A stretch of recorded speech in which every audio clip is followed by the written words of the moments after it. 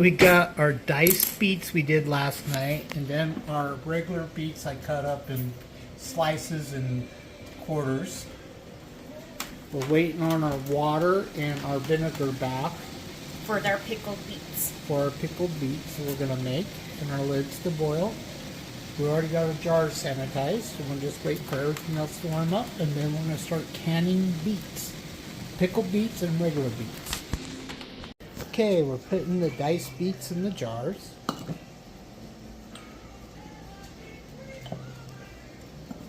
And then I'll show you when we put the pickled stuff in there, and then we'll get them into the boiling water. Pause. Alexa, pause.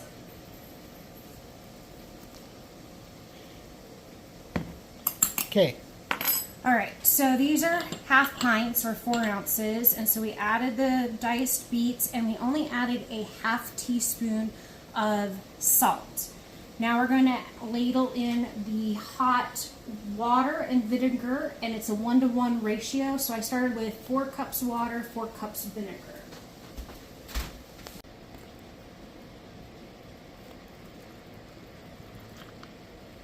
So we'll take it to the top, and then after we fill them, we're going to use our lovely chopstick and get any air bubbles out. And that will help the canning process. And as you can see, because it's boiling water, it's heating up the beets. And we're going to add it to the water bath for 15 minutes after we get these all prepped in the jars.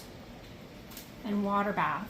Then you take them out, let them sit for 24 to 40 hours. I always check them 24 hours later to make sure seals have sealed. If not, you can re-water bath. If you're doing canning by pressure cook, just check the internet to see how long to pressure cook your beets for canning. After you get air bubbles out, you may have to add more of the mixture.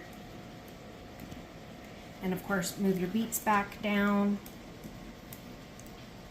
You always still want at least a 1/4 inch head space when you're canning.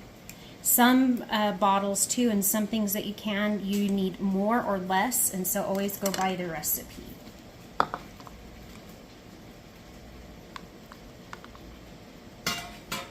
And then just make sure your beets stay under the water as most as possible.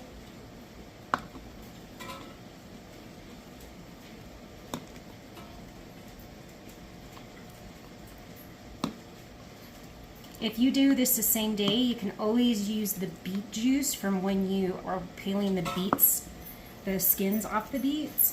But we're doing this the day after, so that's why we're doing the boiled water.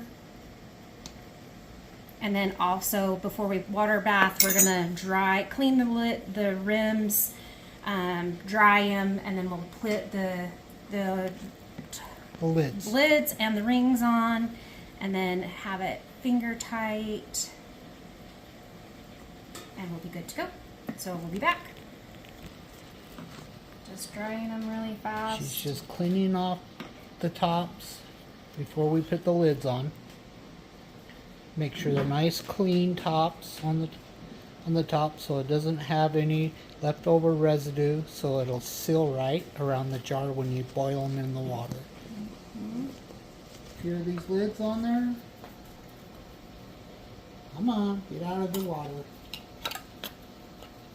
Some of the lids like to stick on top of each other when you sterilize them and stuff, but just make sure you try and only get 1 per container. Yeah, this magnet thing's great, but it does have a tendency to pick up more than one. All right. All right.